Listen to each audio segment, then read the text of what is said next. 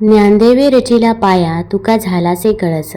वारकरी संत परंपरेचा कळसाध्याय ठरलेले संत श्रेष्ठ तुकाराम महाराज यांचे आज तुकाराम बीज आहे. म्हणजेच फाल्गुन वैद्य द्वितीया या दिवशी तुकाराम महाराजांनी सदेह वैकुंठ गमन केले. संत तुकाराम महाराज 17व्या शतकातील सामाजिक प्रबोधनाची मुहूर्तमेढ रोवणारे निर्भीड कवी होते.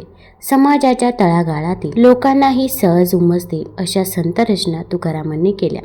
श्रीरामाने शरयू नदीत देह समर्पित केला, तर श्रीकृष्णाने पारध्याचा बाण लागल्यानंतर तोही सदेह अनंतात विलीन झाला. सदेह वातावरणात म्हणजेच पंचमहाभूतांत गेलेले हे दोन्ही अवतार होते.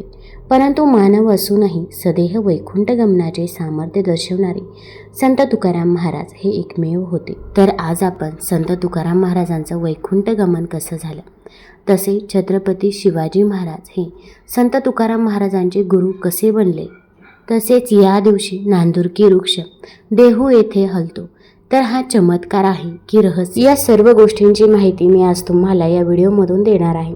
त्यामुळे व्हिडिओ स्किप न करता शेवटपर्यंत जरूर बघा. चॅनलमध्ये नवीन असाल तर चॅनल लाईक करा आणि सबस्क्राईब देखील करा. तसेच कमेंटमध्ये रामकृष्ण हरी लिहायला विसरू नका. संत तुकाराम महाराज उर्फ तुकोबा हे 17व्या शतकातील एक वारकरी संत होते. त्यांचा जन्म माघ शुद्ध वसंत पंचमीला झाला. पंढरपूरचा विठ्ठल हा विठोबा हे तुकारामांचे आराध्य दैवत होते. तुकोबा एका सुखवस्तू घरात जन्माला आले. त्यांची वंशकुळी मोरे आणि आडनाव अंबिले. 3 भावांमध्ये तुकोबा मधले थोरला भाऊ थोडासा विरक्त. घर प्रपंच व्यवस्थित चाललेला असताना या कुटुंबावर एकामागोमाग एक आपत्ती कोसळू लागल्या. आई वडील गेले, थोरल्याची बायको गेली. तुकोबांची नेहमी आजारी असणारी पहिली पत्नी रखमाबाईही गेली. सुस्थितीत असणाऱ्या तुकोबांवर कर्जबाजारी होण्याचा प्रसंग आला. अशा अपघातात सर्वसामान्य माणसे खचून जातात. तुकोबांच्या थोरल्या भावाप्रमाणे घर संसार सोडून निघून जातात किंवा वैतागून देहत्यागही करतात. इथेच तुकोबांचे थोरपण आहे. तुकोबा हरिचिंतनात निमग्न झाले. आपल्याला झालेल्या जगरहाटीचे दर्शन त्यांनी आपल्या अभंगातून शब्दबद्ध केले. भगवत भक्तीची पताका खांद्यावर घेऊन आसमंतात जनजागृतीचे वादळ निर्माण केले. तुकोबांचे अभंग वाचणारा प्रत्येक जण या वादळाने झपाटला जातो. तुकोबा वामनाप्रमाणे सारी भूमी पादाक्रांत करतात आणि आकाशालाही गवसणी घालतात. सागराचा ठाव घेणारी आणि हिमालयाच्या उंचीला स्पर्श करणारी अशी तुकोबांची लोकोत्तरी प्रतिभा आहे. 4 चौघांप्रमाणे सामान्य जीवन वाट्याला आलेले असूनही तुकोबांनी आपत्तीने घेरलेल्या जगण्यातील वेगळा अर्थ सर्वांना समजावून सांगितला. व्यवहाराची थोर शिकवण शब्दाशब्दांतून देत असतानाच भक्तीचे सहस्यही उलगडून दाखवले. संसारात वावरत असताना येणाऱ्या सुखदुःखांना काही अंतरावर कसे ठेवावे, गुंतून न राहताही संसार कसा करता येतो, त्याचे मार्गदर्शन तुकोबांसारखे दुसरे कोणीही केले नाही. तुकाराम महाराज हे साक्षात्कारी व निर्भीड संत कवी होते. विशिष्ट वर्गाची पारंपरिक मक्तेदारी असलेला वेदार्थ तुकोबांच्या अभंगवाणीतून सामान्य जनांपर्यंत प्रवाहित झाला.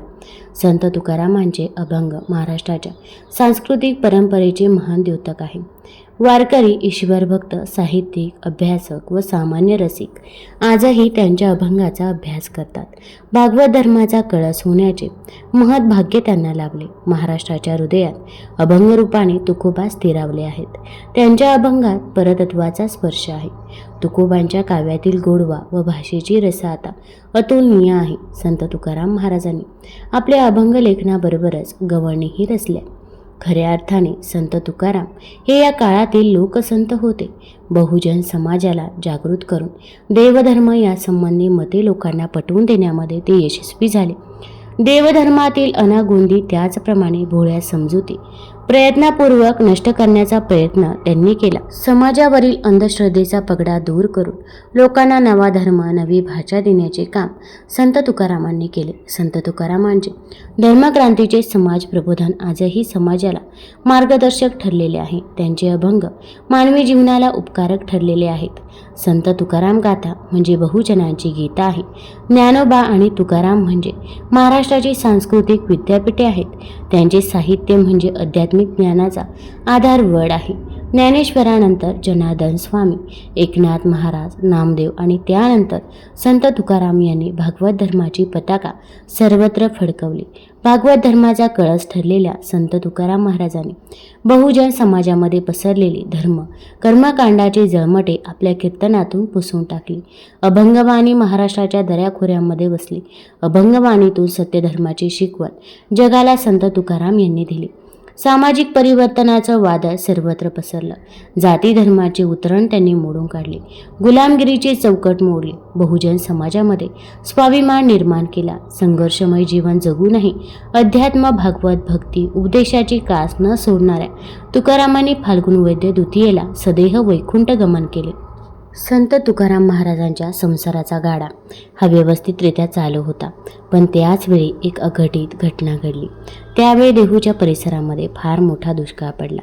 इतका मोठा दुष्काळ होता की विहिरींना पाणीसुद्धा राहिलं नव्हतं. विहीर, तलाव सर्व काही कोरडं झालं होतं. अगदी जनावरांना खायला चारासुद्धा नव्हता.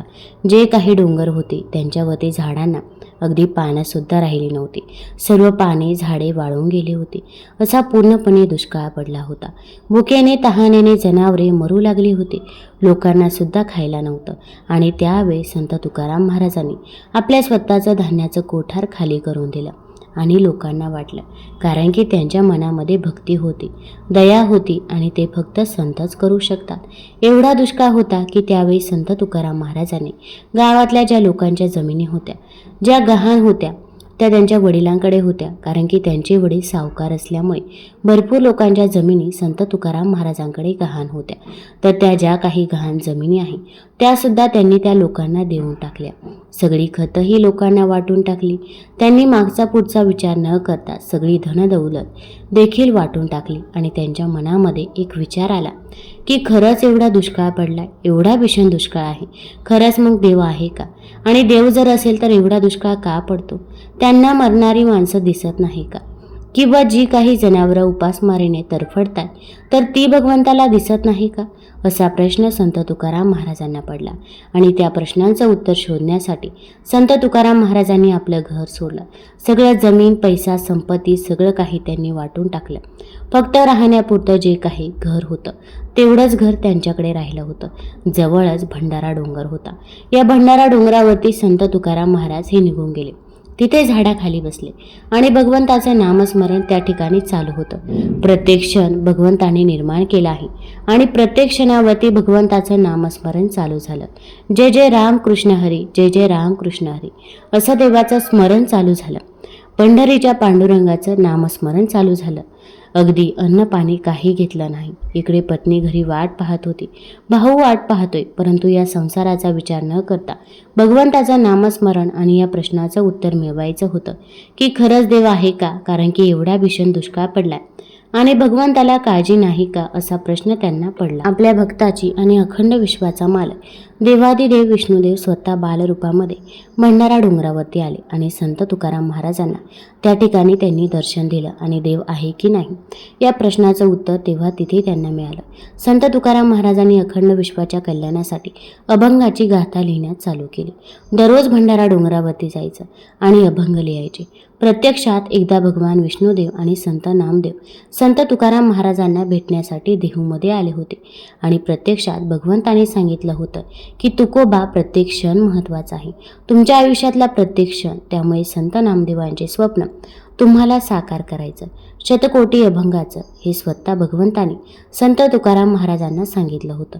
आणि संत तुकाराम महाराजांनी शतकोटी अभंग लिहून काढले होते. अभंगाची गाथा म्हणजे हा अमृताचा ठेवा आपल्यासाठी ठेवला. पण उच्चवर्णीय लोकांना तुकाराम महाराजांचा त्रास होत होता. रामेश्वर भट नावाच्या एका अत्यंत विद्वान पण अहंकारी ब्राह्मणाने तुकाराम महाराजांवर असा आरोप केला की त्यांनी लिहिलेले अभंग हे वेदांच्या आणि धर्माच्या विरुद्ध आहेत. एका सामान्य शूद्र माणसाने वेदांचा अत्यंत गूढ अर्थ अशा सोप्या आणि प्राकृत मराठी भाषेत लोकांना सांगणे हा त्यांनी सर्वात मोठा अपराध मानला. तत्कालीन समाजाने आणि धर्ममार्तंडाने महाराजांवर बहिष्कार टाकला आणि त्यांच्यावर प्रचंड दबाव आणायला सुरुवात केली. आणि एक दिवशी तर या अहंकाराची आणि जुलमाची सर्व हद्दच पार झाली. रामेश्वर भटांनी पुण्याहून असा फतवा काढला आणि तुकाराम महाराजांना अत्यंत कठोर शिक्षा सुनावली की त्यांनी त्यांच्या अभंगाच्या सर्व वह्या म्हणजेच त्यांची संपूर्ण गाथा इंद्रायणी नदीच्या डोहात बुडवून टाकावी. मित्रांनो, ज्या महापुरुषाने आपल्या आयुष्याची संपूर्ण कमाई, आपले प्राण, आपले रक्त या अभंगामध्ये ओतले होते, ज्या अभंगातून साक्षात ईश्वराचे रूप प्रकट होत होते, त्याला ते सर्व ज्ञान स्वतःच्या हाताने पाण्यात बुडवावे लागणार होते. हा प्रसंग किती हृदयद्रावक असेल याची आपण फक्त कल्पनाच करू शकतो. संपूर्ण गाव नदीच्या काठी गोळा झाले होते. सर्वांचे डोळे पाण्याने भरले होते, पण कोणाचेही रामेश्वर भटांच्या विरुद्ध बोलण्याची हिंमत नव्हती. महाराजांनी अत्यंत जड अंतकरणाने डोळ्यांतून अश्रू गाळत ती पवित्र गाथा इंद्रायणीच्या त्या खोल आणि अंधाऱ्या डोहात बुडवली. कागदाच्या त्या वह्या पाहता पाहता पाण्याच्या तळाशी जाऊन नाहीशा झाल्या. अहंकारी लोकांचा विजय झाला असे त्यांना वाटलं, पण खरी परीक्षा तर आता सुरू होणार होती. तुकाराम महाराजांची आपल्या पांडुरंगावरची भक्ती इतकी प्रचंड प्रबळ होती की त्यांना खात्री होती, माझा देव माझे शब्द असे कधीच नष्ट करू देणार नाही. त्यांनी इंद्रायणीच्या काठावर एका शिळेवर बैठक मारली आणि अन्नपाणी पूर्णपणे त्यागून विठ्ठलाच्या दारात अत्यंत कठोर असे अनुष्ठान सुरू केले. दिवस रात्र, ऊन वारा, थंडी पाऊस कसलीही भीती न बाळगता ते डोळे मिटून फक्त पांडुरंगाचा धावा करत होते. 1 दिवस गेला, 2 दिवस गेले, असे करत करत सलग 13 दिवस आणि 13 रात्री उलटून गेल्या. महाराजांच्या शरीरातील त्राण पूर्णपणे निघून गेले होते. ते मृत्यूच्या दारात उभे होते, पण त्यांचा विश्वास अजिबात ढळला नव्हता. आणि 14 दिवस उजडताच एक महाभयंकर आणि अकल्पनीय असा चमत्कार घडला, ज्याने सृष्टीचे सर्व नियम मोडून काढले. इंद्रायणीचे शांत पाणी अचानक दुभंगले. त्यातून एक प्रचंड प्रकाश बाहेर आला आणि पाण्याच्या तळाशी गेलेल्या महाराजांच्या गाथेच्या सर्व वह्या पूर्णपणे कोरड्या अवस्थेत पाण्याच्या पृष्ठभागावर तनकत वर आल्या. पाण्याचा एक थेंबही त्या कागदांच्या पानांना भिजू शकला नव्हता. साक्षात भगवान पांडुरंगाने ते दिवस आणले. रात्री पाण्यात उभे राहून आपल्या लाडक्या भक्ताच्या शब्दांचे आणि ज्ञानाचे रक्षण केले होते. हा चमत्कार उघड्या डोळ्यांनी पाहिल्यानंतर रामेश्वर भटांचा आणि इतर सर्व निंदकांचा अहंकार कायमचा गळून पडला आणि ते रडत रडत तुकाराम महाराजांच्या चरणी लीन झाले. त्यांनी महाराजांची माफी मागितली आणि महाराजांनीही त्यांना मोठ्या मनाने क्षमा केली. आजही तुकाराम महाराजांची ही अभंगाची गाथा आपल्याला बघायला मिळते. तसेच तुकाराम महाराज ज्या शिळेवरती बसलेले होते, तर ही शिळा देखील आजही देहूच्या मंदिरात जर तुम्ही कधी गेलात तर तिथे तुम्हाला नक्कीच बघायला मिळेल. संत तुकाराम महाराज यांची ख्याती ऐकून छत्रपती शिवाजी महाराजांनी त्यांच्या सेवकांच्या हाती संत तुकाराम यांच्यासाठी मशाल, छत्र, घोडे आणि रत्ने पाठवले. संत तुकारामांना बघून सेवक म्हणाले, आपण परमेश्वराचे परमभक्त आहात, म्हणूनच शिवाजी महाराजांनी आपल्यासाठी सेवक, घोडे आणि पालखी पाठवली आहे. आपण आमच्यासोबत राजदरबारात यावे. यावर संत तुकारामांनी विनंतीपूर्वक म्हटले की आपल्या महाराजांना सांगावे की आपल्यावर सदा कृपा राहील, परंतु मला माझ्या विठ्ठलापासून विमुख करू नका. मी जिथे आहे, ज्या अवस्थेत आहे, खुश आहे. माझी कुटियाच माझं राजमहल आहे आणि माझ्या विठ्ठलाचं मंदिरच माझं राजदरबार आहे. संत तुकारामांचे हे निर्लोभ रूप बघून राजा देखील हैराण झाले. ते स्वतः अलंकार, वस्त्र, धनदागिने घेऊन सेवकांसह तुकाराम महाराजांना भेट द्यायला देहू गावी आले. हे सर्व वैभव बघून तुकाराम महाराज म्हणाले, दिवट्या, छत्री, घोडे हे तो बऱ्यात न पडे. आता येते पंढरी राया, मज गोविसी कासया. मुंगी आणि राव आम्हा सारखाची देव. गेला मोह आणि आशा, कळी काळाचा हा फासा. सोने आणि माती आम्हा समान हे चित्ते. तुका म्हणे आले घरा वैकुंठ हे सावळे. मुंगी आणि राव, सोने आणि मृतिका समान असून आम्हाला तुम्ही प्रभू चिंतन करण्याचे खरे सुख आहे, ही भूमिका त्यांनी मांडली. बहुमोल रत्नांचा नजरा आमच्यासाठी कामाचा नव्हे, यात आमचं संतोष होणार नाही. केवळ प्रभुभक्ती हे श्रेष्ठ होय. आता पंढरी या, येथे मज गोविसी कासया. आम्ही तेने सुखी, म्हणा विठ्ठल विठ्ठल मुखी. तुमचे येर ते धन, ते मज मृतके समान.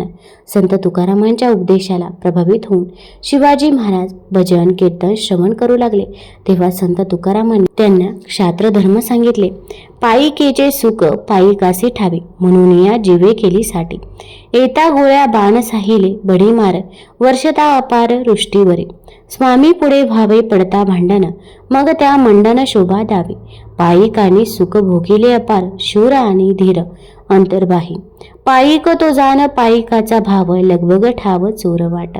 आपण राखुनी ठकावे अनेक, घ्यावे सकळीक हिरोनिया. तुका म्हणे ऐसे जयाचे पायिक, बळीया तो नाईक त्रैलोक्यचा. जे शूर पुढे होऊन गोळ्या आणि बाणांच्या वर्षावाला छाती पुढे करतात असे शिपाई एखाद्या राज्याचा नव्हे तर त्रैलोक्याचाही धनी बळीया म्हणून शोभेल. अर्थात असे शिपाई शिवरायाचे होते. तसंच असावे ही आकांक्षा या साधू श्रेष्ठाची होती. संत तुकाराम यांना त्रिवार वंदन करून शिवाजी महाराजांनी निरोप घेतला. आता संत तुकाराम महाराजांचा मृत्यू कसा झाला असा प्रत्येकालाच प्रश्न पडतो.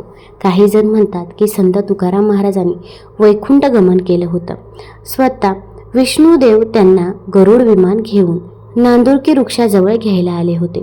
संत तुकाराम महाराजांच्या सदैव वैकुंठ गमनाचा दिवस तुकाराम बीज म्हणून ओळखला जातो. या निमित्ताने पुण्याजवळील देहू गावात मोठा उत्सव साजरा केला जातो. पंढरपूरचा विठ्ठल हे तुकाराम महाराजांचे आराध्य दैवत आहे. देहूला आजही वैकुंठ गमन झालेल्या स्थानी एक चमत्कार पाहायला मिळतो.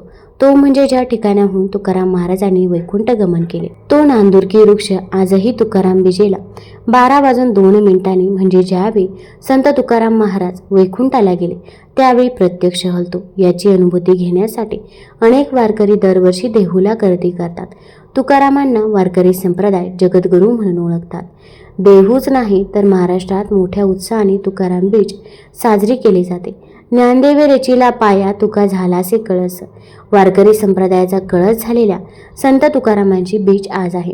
ज्या तुकारामांनी विश्वाला वारकरी संप्रदायाचा पाठ दिला, अध्यात्माची शिकवण देऊन भक्ती मार्गाला लावले, अशा तुकाराम महाराजांचा वृक्ष हलतो. संत तुकारामांनी त्यांच्या अभंगातून अध्यात्माची शिकवण वारकरी संप्रदायाला दिली आहे. संत तुकाराम महाराजांनी आपल्या अभंगातून बुवाबाजी नष्ट करण्याचा आणि खऱ्या भक्ती मार्गाचे प्रसार करण्याचे काम केले. त्यांचे अध्यात्म अतिशय परखड होते. संत तुकाराम महाराजांनी संपूर्ण विश्वाला जप मंत्र म्हणजेच जय जय राम कृष्ण हरी हा दिला.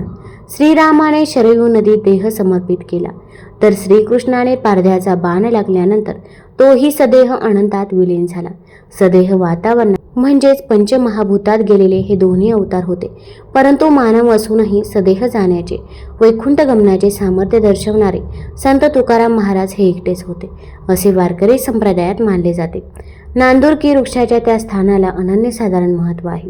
वैकुंठातील विष्णू ऊर्जा स्थळाला 12:02 स्पर्श करते त्यावेळी विष्णू तत्व प्रकट ऊर्जेचे भूमीवर अवतरण होते आणि त्यामुळे त्या ऊर्जेच्या स्पर्शाने वृक्षांची पाने हलताना दिसतात असं म्हटलं जातं. नांदुरकी वृक्ष हलतो त्यावेळी भोवतीचे वातावरणही स्तब्ध होते. त्यावेळी भोवतालचे वातावरण अतिशय शांत होते. जणू काही इतर पशुपक्षी झाडेही हा क्षण बघण्यासाठी आतुर झालेले असतात. ते आपल्या सर्व हालचाली थांबून स्तब्ध झालेले असतात असं वाटतं असे वारकरी म्हणतात. तुम्हाला जर ही कथा ही माहिती आवडली असेल तर चॅनलला लाईक करा, सबस्क्राईब करा आणि शेजारी नोटिफिकेशन बेल देखील प्रेस करा जेणेकरून मी जेव्हा पण व्हिडिओ बनवेल तर तो व्हिडिओ तुम्हाला सर्वात अगोदर दिसेल. धन्यवाद.